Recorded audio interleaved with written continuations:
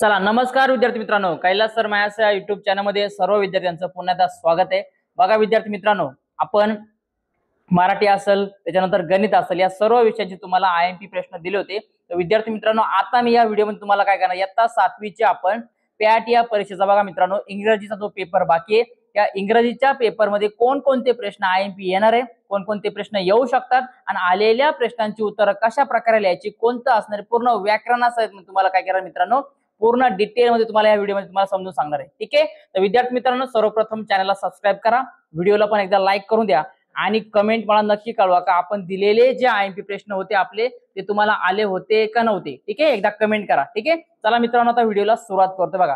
बघा आपण जे आयएमपी प्रश्न आहे का परीक्षेला 100% येऊ शकतात तेच प्रश्न आपण बघणार आहे, बाकीचे बघणार नाहीये। ठीक आहे, का जे 100% येऊ शकतात। ठीक आहे, बघा चला आता इंग्लिशचा आपण काय करणार आहे आयएमपी प्रश्न बघून घेते। बघा पहिला बघा तुम्हाला एक पॅसेज दिला जाईल, त्या पॅसेज मधून तुम्हाला काय करायचं मित्रांनो उत्तर शोधून घ्यायचे। बघा right whether the following sentence true or false. बघा काय करायचं तुम्हाला का दिलेलं जे सेंटेन्स असणार आहे ते ट्रू आणि फॉल्स तुम्हाला याच्यामध्ये लिहायचे बघा मित्रांनो। ठीक आहे, बघा ट्रू आणि फॉल्स मध्ये तुम्हाला काय करायचे ते उत्तर तुम्हाला लिहायचे ते।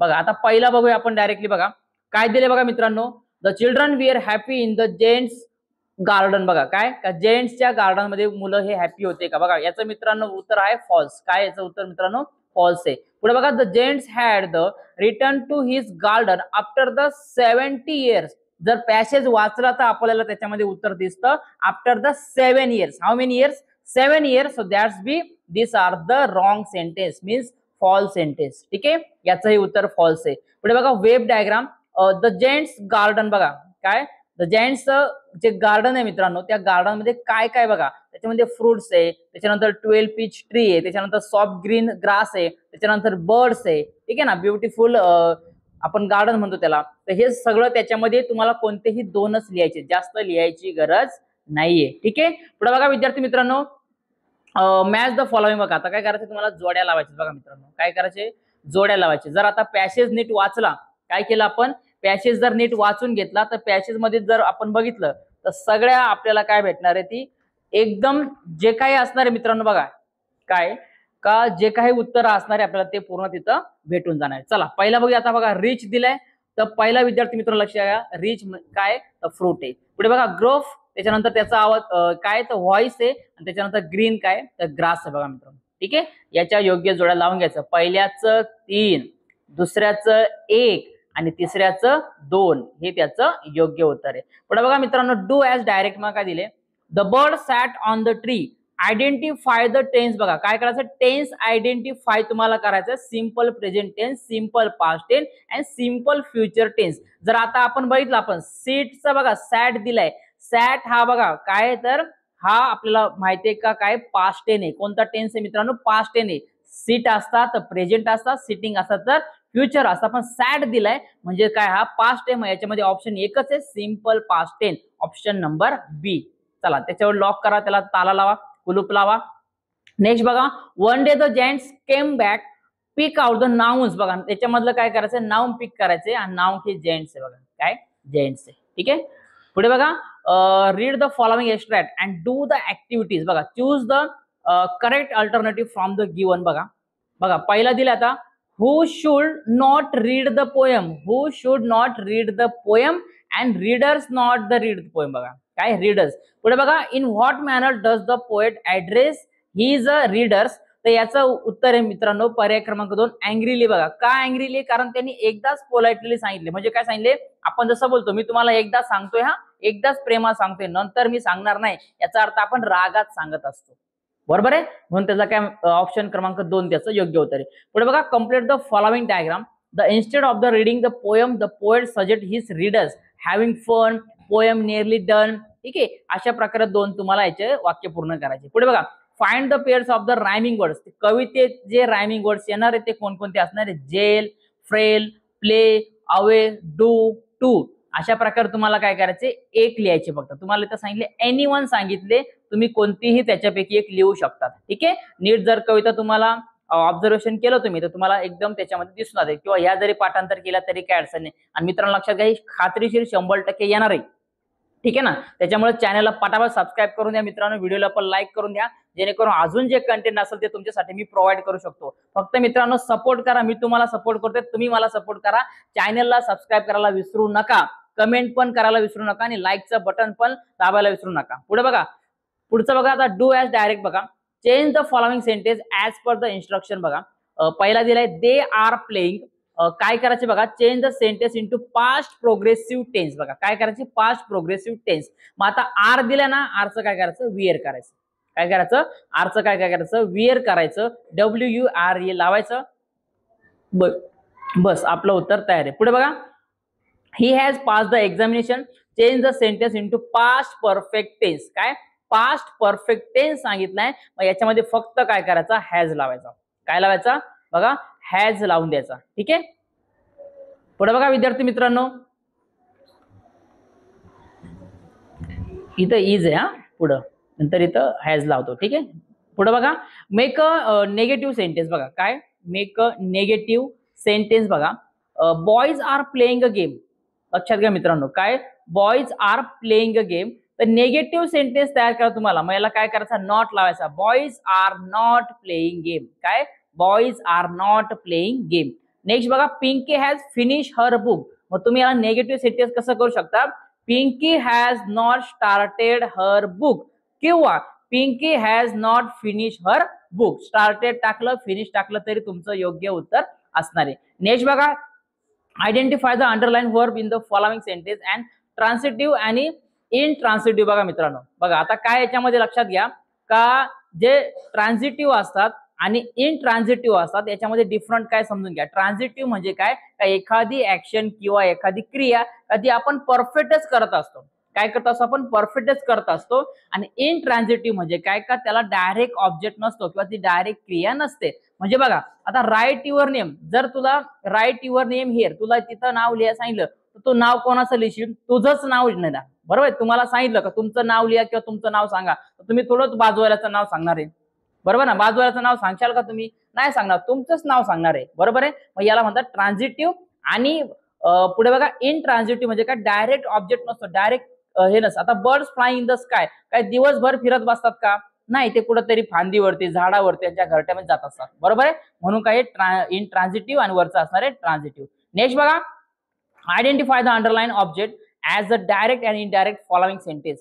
मिसेस देसाई टीचेस अज इंग्लिश. मग आता ओळखायचे आपल्याला डायरेक्ट ऑब्जेक्ट आणि इनडायरेक्ट ऑब्जेक्ट. आता डायरेक्ट ऑब्जेक्ट इंग्लिश आहे, डायरेक्ट इंग्लिश शिकवली जाते. काय केलं जातं, डायरेक्ट इंग्लिश शिकवली जाते. नंतर इनडायरेक्ट ऑब्जेक्ट काय, अज म्हणजे काय, तर ते आपल्याला शिकू शकतात, दुसऱ्याला शिकू शकतात, अजून बाकीचे मेंबर असेल त्यांना शिकू शकतात. बरोबर आहे. पुढे बघा, read the word picture of the boxer and boxes and complete activity. ठीक आहे. बघा, find the compound word from the picture. आता तुम्हाला एक चित्र दिलं जाईल, त्या बॉक्समध्ये तुम्हाला शब्द दिले जातील, ते शब्द बघून घ्यायचे मित्रांनो. ठीक आहे, कोणकोणते असणार आहे. आता मी उत्तर सांगणार आहे, ते घेतले तरी चालेल किंवा अजून जरी घेतलं तरी तुम्हाला काही अडचण नाही, पण त्याच्यामधूनच तुम्हाला शोधायचे, 100% तुम्हाला त्याच्यामधून शोधायचे आहेत मित्रांनो. ओके. बघा, first word, find compound word from the picture anyone. बघा याच्यातलं कोणतंही एक तुम्हाला वर्ड काय करायचे, कंपाऊंड वर्ड शोधायचे. म्हणजे जसा फुटबॉल म्हणजे काय, फुट पण येतो आणि बॉल पण येतो. बरोबर, दोन शब्द मिळून एक शब्द तयार होतो, फुट आणि बॉल. पुढे बघा, find the opposite word the following anyone. बघा त्याच्यातलं काय करायचं, एखादा ऑपोजिट वर्ड तुम्हाला शोधायचा. मग आता बघा, इजीचा काय होतं मित्रांनो, हार्ड. इजीचा काय होतं मित्रांनो, हार्ड. बरोबर आहे. Arrange the following words in the alphabetical order. बघा काय, अल्फाबेटिकल ऑर्डर. बरोबर आहे. एबीसीडी नुसार झेड पर्यंत, झेब्र्यापर्यंत जे जे पहिले येतील ते एक एक नंबरला असं उचलत घ्यायचं. बरोबर आहे. बघा स्टार्टिंगला ए पहिला येतो म्हणून 1 नंबरला, नंतर ABCDEF. बरोबर आहे, 2 नंबरला, नंतर काय येतो जे आणि नंतर के, म्हणून 1 2 3 4 अशी त्याची सिरियल असणार आहे. ठीक आहे, बघून घ्या फक्त. Complete the following word change. बघा आता याच्यातलं कुठलाही वर्ड चेंज करा, असं काही नाही का मी जे केले तेच तुम्हाला करायचे. फक्त लक्षात घ्या, जो शब्द तुमचा दिला असेल त्याच्या लास्टला बघा, आता गेमर शब्द त्यांनी दिलाय, तर गेमरच्या शेवटी बघा काय येतो मित्रांनो, गेमरच्या शेवटी बघा विद्यार्थी मित्रांनो काय येतो, तर आर येतो. या आर या शब्दापासून कोणता शब्द तयार होऊ शकतो हे तुम्हाला बघायचे. बरोबर आहे. मग आर पासून बघा मित्रांनो काय तयार होतो, समजा आपण घेतला रॅबिट. काय घेतला, रॅबिट घेतला. रॅबिटच्या नंतर बघा विद्यार्थी मित्रांनो, रॅबिटच्या शेवटी टी आला, मग टी पासून समजा टायगर घेतला, नंतर आर घेतला आपण, आर पासून रन होतो, आणि नंतर रनच्या लास्टला काय आला, एन आला, मग एन पासून नोज घ्या किंवा अजून काय असेल ते नेक तुम्ही वगैरे घेऊन ठेवता. ठीक आहे ना. फक्त लक्षात घ्या, जो लास्टला शब्द असतो त्याच्यापासून तुम्हाला नवीन शब्द तयार करायचे आणि पुन्हा जो त्याच्या लास्टला त्याच्यापासून नवीन शब्द तयार करायचे. नेक्स्ट बघा, read the following time table and answer the question. बघा टाइम टेबल तुम्हाला दिला असेल, एक बस स्टँडचं टाइम टेबल असेल, एअरपोर्ट बस स्टँडचं, आणि त्याच्यावरून तुम्हाला काय करायचं, आन्सर लिहायचे. फर्स्ट बघा, what does the time table represent? The time table represent there the airport bus service. बघा काय मित्रांनो याचं आन्सर, एअरपोर्ट बस सर्व्हिस हे त्याचं योग्य आन्सर आहे. पुढे बघा, list any 2 words related bus journey. Bus journey विषयी तुम्हाला रिलेटेड वर्ड लिहायचे. म्हणजे काय, आता बसचा रूट असू शकतो, बरोबर आहे, बट असू शकतो. आता आमच्याकडं अकोले कसारा या मार्गे बस जाते, तुमच्याकडे जात असेल, बरोबर का नाही. वेगवेगळ्या प्रकारच्या रुटिंग असतात. त्याच्यानंतर बस स्टँड असतो का, बस स्टँड असतो. त्याच्यानंतर सर्व्हिस असते का, एक सेवा म्हटली जाते, बरोबर आहे. आणि अजूनही याच्याविषयी तुम्हाला असं तिकीट वगैरे काय शब्द ते तुम्ही लिहू शकता. ठीक आहे, फक्त दिलेला पॅसेज नीट तुम्ही वाचून घ्यायचा. नेक्स्ट बघा, which route number goes from the Swargate to Pune airport. बघा काय, कोणता असा रूट आहे का तो स्वारगेट ते पुणे जातो, तर रूट नंबर काय A3. रूट नंबर काय A3. नंतर बघा, how many routes are available of the reaching Pune airport. बघा काय, का किती रूट असे आहेत का ते पुणे एअरपोर्टला जातात, तर त्याच्यामध्ये एकूण किती मार्ग, ती 5 रूट, म्हणजे काय 5 रूट्स असे दिले का, एकूण 5 मार्ग असे का ते पुणे एअरपोर्टला रस्त्याने जातात, किंवा त्याचे असे मार्ग का त्या मार्गाने आपण पुणे एअरपोर्टला पोहोचू शकतो. Then what time does the first bus default from the Hinjewadi to Pune airport. तर याचा आन्सर काय का, अशी का कोणती फर्स्ट बस आहे का ती हिंजेवाडी पासून तर पुणे एअरपोर्ट पर्यंत जाते. तर मित्रांनो त्याचा आन्सर आहे 5:30 AM. काय 5:30 AM, सकाळचे म्हणजे 5:30 AM, बरोबर आहे, 5:30 वाजता. पुढे बघा, which YouTube link would you refer to the for detail information. का अशी कोणती युट्यूबची लिंक आहे का त्याच्यावरून तुम्ही बघू शकता, बरोबर आहे. जसं आपला युट्यूब चॅनल आहे, आपली एखादी लिंक टाकली तुम्ही बघितला तर सगळं आपला चॅनल दिसून जातो, बरोबर आहे का नाही. एखाद्या चॅनलची लिंक पाठवली मी तर त्याच्यावरती पूर्ण चॅनलचे व्हिडिओ तुम्हाला दिसतील, बरोबर आहे. मग याच्यामध्ये याचा कुठला मित्रांनो लक्षात घ्या, तर youtube.com बघा, ट्रॅव्हल इंडिया. ठीक आहे, काय youtube.com ट्रॅव्हल इंडिया, तर नीट बघून घ्या. ठीक आहे, तर विद्यार्थी मित्रांनो अशा प्रकारे आपण प्रश्नपत्रिका बघतोय. व्हिडिओ आवडते लाईक करून द्या आणि पटापट सबस्क्राईब करा. नुसते पाहते मोकार पाहते, सबस्क्राईब कर ना भाऊ, सबस्क्राईब कर ना, मेहनत लागते ना. जे प्रश्न देतोय ते प्रश्न परीक्षेला येत आहे का नाही, येत आहे ना, मग सबस्क्राईब करायला काय अडचण आहे, सबस्क्राईब करा. मी तुम्हाला सपोर्ट करतो, तुम्ही मला सपोर्ट करा, बस काय अडचण नाही आपल्याला. मी काय म्हणत नाही का हे द्या ते द्या, सगळं तुम्हाला फ्री मध्ये असणार आहे. फक्त एक सबस्क्राईब, एक लाईक आणि एक कमेंट आपल्या एका प्रत्येक व्हिडिओला आला पाहिजे. ओके, नेक्स्ट बघा, read the following passage and carefully and transfer the necessary information in the chart given below. बघा असा एक कंटेंट दिला असेल तुम्हाला. आता त्याच्यामध्ये तुम्हाला एक चार्ट दिलाय, पॅराग्राफ 2 पॅराग्राफ दिले रवींद्रनाथ टागोर यांचा आणि कुसुमराज यांचा. तुम्हाला काय केलेलं आहे, 2 प्रकारचा तुम्हाला एक चार्ट दिलेला आहे. चार्ट म्हणजे तुम्हाला कंप्लीट करायचा, पण तुम्हाला पॅसेज दिला असेल तो वाचून घ्यायचा. ठीक आहे, उत्तर बघा काय ते. बघा, रवींद्रनाथ टागोर यांचा बर्थ म्हणजे जन्म 7 मे 1861. कुसुमाग्रज यांचं काय 27 फेब्रुवारी 1912. पुढे बघा, लँग्वेज काय का रवींद्रनाथ टागोर यांना लँग्वेज कोणकोणत्या यायच्या, बेंगाली, इंग्लिश, आणि कुसुमाग्रज यांना कोणत्या यायच्या तर Marathi language. Okay, then which state to belong Rabindranath Tagore and he was belong to the West Bengal and Kusumagraj also belong to the Maharashtra, बरोबर आहे. नेक्स्ट बघा, लिटरेचरली वर्क काय तर पोएट, रायटर, कंपोजर्स, त्याच्यानंतर प्ले रायटर्स, नोवेल्स, हे सगळं तुम्हाला त्या पॅचमध्ये दिलं असणार आहे. फक्त तुम्हाला काय करायचंय, वाचून घ्यायचे. ठीक आहे, नोवेलिस्ट. पुढे बघा, अवॉर्ड्स बघा काय भेटले होते रवींद्रनाथ टागोर यांना, नोबेल प्राइज. नंतर कुसुमाग्रज यांना काय काय ज्ञानपीठ अवॉर्ड भेटला होता. नंतर यांची डेथ कधी झाली तर मित्रांनो लक्षात घ्या, 7 ऑगस्ट 1941 ला, आणि कुसुमाग्रज यांची डेथ कधी झाली तर 10 मार्च 1999 ला. ठीक आहे, तर हे पूर्ण चार्ट रीड करून घ्यायचा आणि तुम्हाला याच्यामध्ये पूर्ण माहिती असणार आहे. दोन्ही उत्तम लेखक होते, यांच्या खूप साऱ्या अशा लेखणी आहेत का जे आपल्या भारताभर प्रसिद्ध झाल्या. ठीक आहे, पुढे बघा मित्रांनो, 9 write the note of thanks to your parents on the receiving a new bicycle as a birthday gift for them. काय का तुमच्या घरच्यांनी, मम्मी पप्पांना, भाऊ बहीण वगैरे काय असेल, आजी आजोबा कोणी असेल, तुमच्या फॅमिलीतून तुम्हाला काय केलं, काय सायकल गिफ्ट केलं तुमच्या वाढदिवसानिमित्त, बर्थडेला तुमच्या सायकल गिफ्ट केली, बरोबर आहे. मग ती बर्थडेला सायकल गिफ्ट केल्यानंतर तुम्हाला काय करायचं, त्यांचं एक थँक्सचं पत्र लिहायचे, तुम्हाला काय करायचं किंवा नोट लिहायचे. ठीक आहे ना, का आपण काय म्हणतो, डिअर पॅरेंट्स किंवा डिअर ग्रँडमा, ठीक आहे ना, किंवा dear brothers, thank you so much for giving me very much gift bicycle on the my birthday. ठीक आहे ना, अशा प्रकारे तुम्हाला काय करायचे, छोटासा 7 ते 8 ओळीमध्ये तुम्हाला एक निबंध लिहायचे. ठीक आहे, नेक्स्ट बघा, ट्रान्सलेट करायचं. ट्रान्सलेशन बघा काय, बघा विकेट म्हणजे काय, दुष्ट, हनी म्हणजे काय, मध, खातो ना मध, ठीक आहे ना. त्याच्यानंतर रॉक म्हणजे काय, खडक, रॉक म्हणजे काय, खडक. त्याच्यानंतर फनी म्हणजे काय, मजेदार, फनी म्हणजे काय, मजेदार. त्याच्यानंतर translate the fares expression into your mother tongue. बघा पहिला दिलाय great scientist of the India म्हणजे काय, भारताचे महान शास्त्रज्ञ, काय, भारताचे महान शास्त्रज्ञ. दुसरा बघा मेलोडियस साऊंड ऑफ द मेरिडम्स, काय, तर मृदंगाचे मधुर नाद.